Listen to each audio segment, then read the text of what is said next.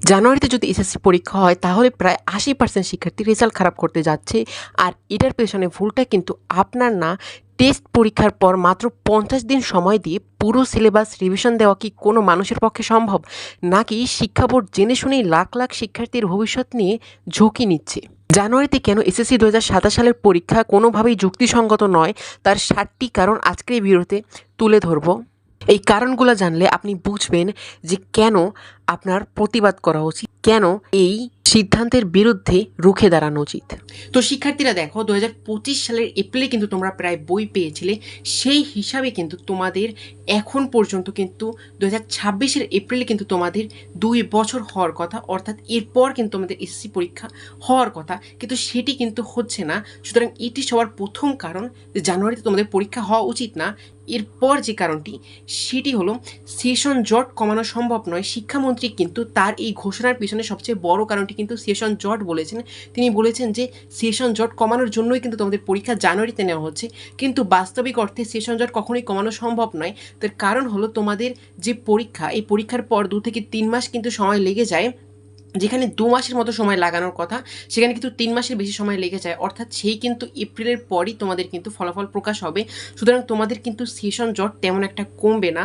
এটি কিন্তু সম্পূর্ণই বলা যায় যে একটি বানোয়াট, যেটি তোমাদের উপর থেকে কিন্তু শুরু করা হয়েছে। এরপর দেখো শিক্ষার্থীরা, জানুয়ারির শুরুতে পরীক্ষা নিতে হলে সেপ্টেম্বরের মধ্যেই ক্লাস ও সিলেবাস কিন্তু শেষ করতে হবে, তা না হলে কিন্তু তোমরা রিভিশনের জন্য সময় পাবে না। সেটি কিন্তু তোমাদের এই বর্তমান সিলেবাসের সাপেক্ষে করা কিন্তু খুবই কঠিন, যার জন্য কিন্তু তোমাদের পরীক্ষা জানুয়ারিতে হওয়া কিন্তু প্রায় অসম্ভব যদি আমরা সিলেবাস এবং তোমাদের যে ক্লাস এই দুটার ক্ষেত্রে যদি খেয়াল করে দেখি। এরপর দেখো শিক্ষার্থীরা, তীব্র শীতের মধ্যে কিন্তু সকালে পরীক্ষা কেন্দ্রে কিন্তু একটি বড় দুর্ভোগ দেখা দিবে। বিশেষ করে রংপুর, রাজশাহী এবং দিনাজপুরের মতো উত্তরবঙ্গের যে অঞ্চলগুলো রয়েছে সেখানে কিন্তু এটি আরও বড় প্রকট আকারে ধারণ করবে।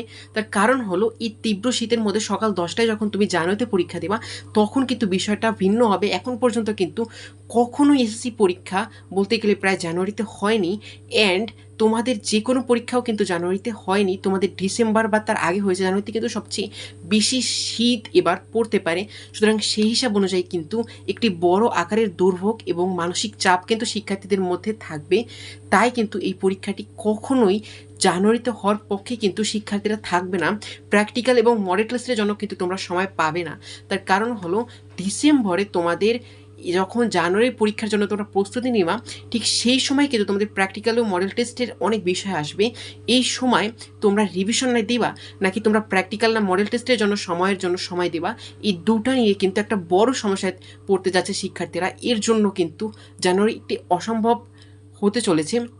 এরপর মানসিক চাপ এবং বার্ন আউটের মতো সমস্যা কিন্তু দেখা দিতে পারে। তার কারণ তোমাদের অনেকেই জানো যে তোমাদের টেস্ট পরীক্ষার পর কিন্তু প্রায় 2 মাস সময় নেই, অর্থাৎ 50 দিনের মতো কিন্তু আছে তোমাদের এই এসএসসি পরীক্ষা শুরু হওয়ার আগে। সুতরাং প্রবল মানসিক চাপ কিন্তু কাজ করবে, যা কিন্তু সামগ্রিকভাবে কিন্তু এসএসসি পরীক্ষার ফলাফলে অত্যাধিক বিরূপ ফলাফল প্রভাব পড়বে। অর্থাৎ এবছর যে পরীক্ষার ফলাফল হয়েছে তার থেকেও কিন্তু খারাপ পরীক্ষার ফলাফল হওয়ার চান্স কিন্তু অনেক বেশি রয়েছে। এরপর দেখো শিক্ষার্থীরা, তোমাদের পরিষ্কারভাবে কিন্তু বৈষম্যের শিকার কিন্তু দৃশ্যমান। তার কারণ তোমাদের আগের যারা পরীক্ষা দিয়েছে তারা কিন্তু এপ্রিলে পরীক্ষা দিয়েছে। এখন দেখো, এপ্রিল বলতে গেলে প্রায় মে মাসেই কিন্তু তাদের পরীক্ষা শুরু হয়েছে, অ্যান্ড তোমাদের পরীক্ষা জানুয়ারিতে। সেই হিসেবে অনুযায়ী ফেব্রুয়ারি, মার্চ, এপ্রিল, মে প্রায় 4 মাসের আগে কিন্তু পরীক্ষা শুরু হচ্ছে। কিন্তু যদি আমরা দেখি, আগের সরকার থেকেই কিন্তু তোমাদের সপ্তম এবং অষ্টম শ্রেণীতে কিন্তু তোমাদের ভিন্ন সিলেবাসে পরীক্ষা হয়েছে বা পরীক্ষা হয়নি, অর্থাৎ 2 বছর যেভাবে তোমাদের নষ্ট হয়েছে সেভাবে কিন্তু এই যে এসএসসি 2026 তাদের ক্ষেত্রেও কিন্তু একইভাবে নষ্ট হয়েছে। সেই হিসাবে কখনোই তোমাদের সাথে এই যে কাজটি করা হচ্ছে সেটি কিন্তু সম্পূর্ণই কিন্তু বৈষম্যের শিকার। তারপরও তোমাদের সকল প্রকার আপডেট সবার আগে এই চ্যানেলে তোমরা পেয়ে যাবে। সুতরাং চ্যানেলটা সাবস্ক্রাইব করে রাখতে পারো, অ্যান্ড তোমার যে কোনো প্রশ্ন যদি থাকে কমেন্টে অবশ্যই করতে পারো, অ্যান্ড ভিডিওটাতে একটা লাইক দাও, অ্যান্ড তোমার যে কোনো বন্ধুকে চাইলে এই ভিডিওটা শেয়ার করে দিতে পারো।